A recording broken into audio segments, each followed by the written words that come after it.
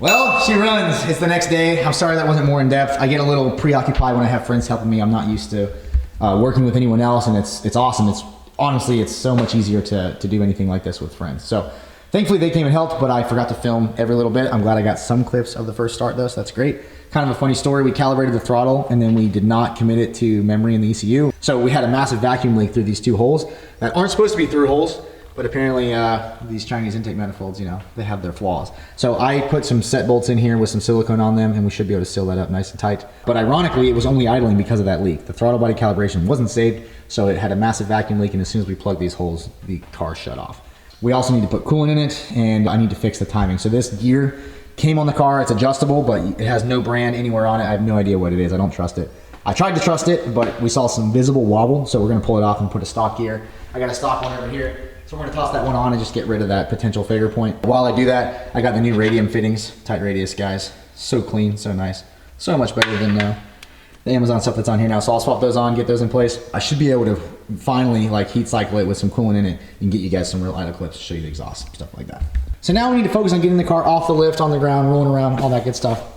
I got a decent list of things I need to do today, but first we're gonna do the axles. So I've had this brand new set of axles sitting here for a while, and I've just been kind of waiting for the right time to install them, and I think it's now, because I don't want to go drive it with the leaky seals that it has. I've already cleaned up a ton of grease, and we would just throw more grease all over the underside of the car. So I'm gonna go ahead and get those swapped out. And then next on our list is things like changing out this timing belt, or this pulley rather, on the exhaust cam, getting the belt reinstalled with the OEM cam gear on there, and then we gotta reinstall our fan shroud, wire that with a DTM connector, get that plugged in, and maybe try to bleed it one more time, just make sure we don't have any more bubbles. And then I think we're relatively close to getting this thing on the ground and driving around.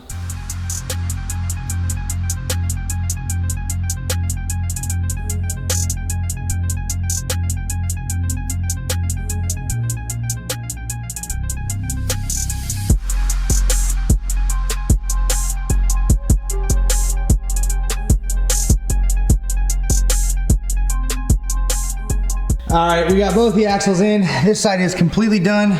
We got our brace back installed right here. This side, we got to put the exhaust back on. If you saw from the time lapse, we had to pull it off. Didn't think I was gonna have to, but unfortunately I did. And that brings me back to when I built the exhaust. Thankfully, we put this V-bend here, because if not, we would have had to pull the muffler as well, and it would have been a much bigger pain in the butt to do so. Anyhow, we got nice fresh axles in here. We got no leaks anywhere. It's pretty sick. Old ones are right here, ready to go straight into the trash can. That's pretty cool too. With the rear axles done, the exhaust back in place, and seemingly nothing left to do back here, we are ready to move forward. So I'm gonna do the steering rack next.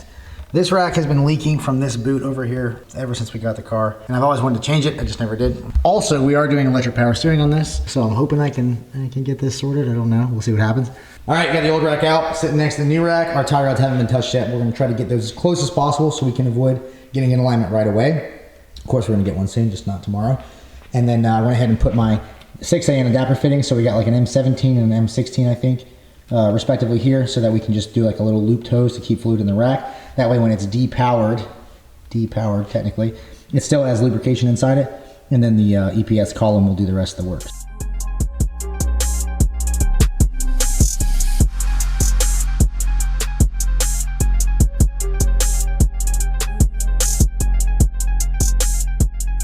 All right, so I got the rack in place, but before I connect anything, I need to be able to push this up out of my way, because this return line here that goes from the bottom of the regulator to our flex fuel sensor needs to be tied to the frame so it can't kind of bounce around and you know, hit this steering shaft or whatever. That'd obviously be a problem. So I'm gonna take one of our rubber loops that we used for the engine harness, or the, the chassis harness rather, underneath the fender wells.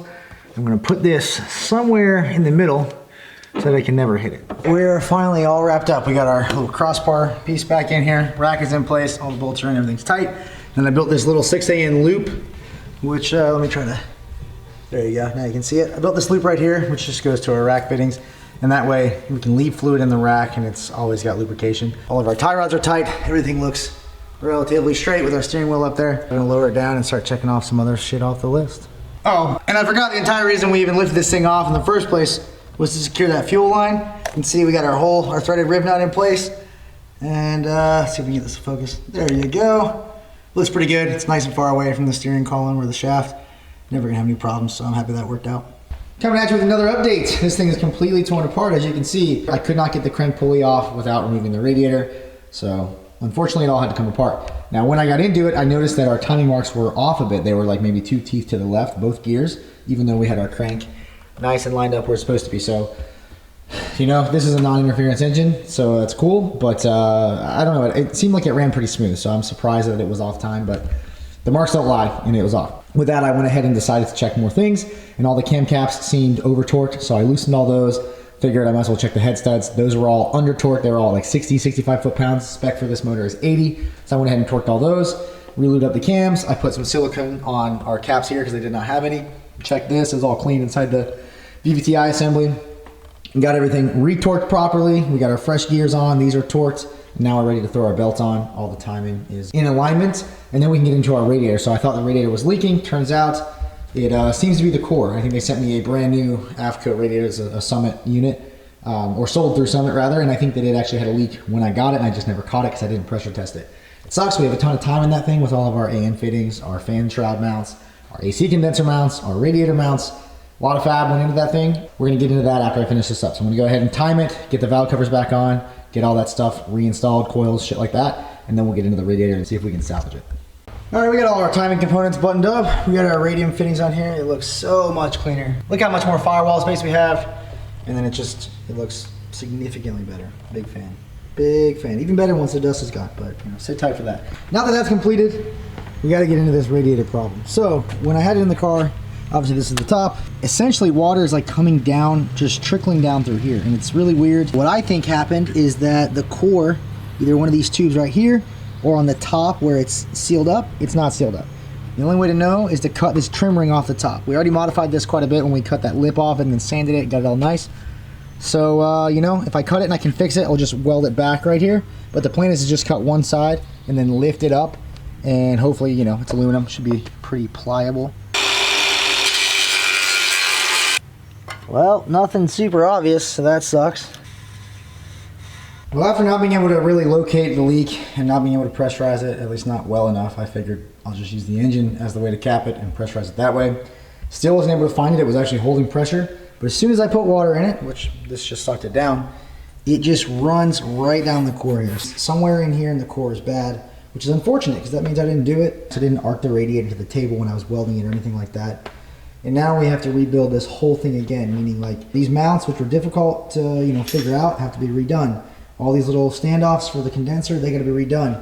I don't want to change the setup, but it's unfortunate that this happened when it did. So what I'm gonna do right now is put it back together enough to start it and move it because I need to get it off my lift. And I overnighted a new AFCO radiator from Summit with all the parts to remake exactly what I have here.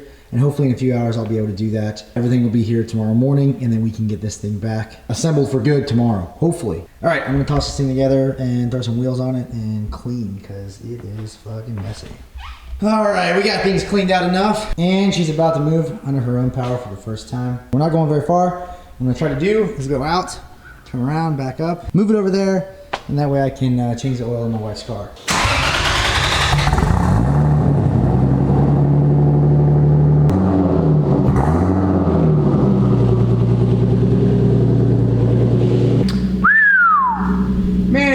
That space back. The headlights all tilted sideways. We got wires hanging down the hood. Looks like trash. But hey, it's moving.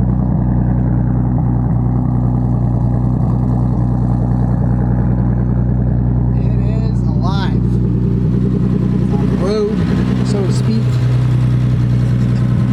All right, cool. It's only gonna get better from here, guys. But thanks for sticking around this far.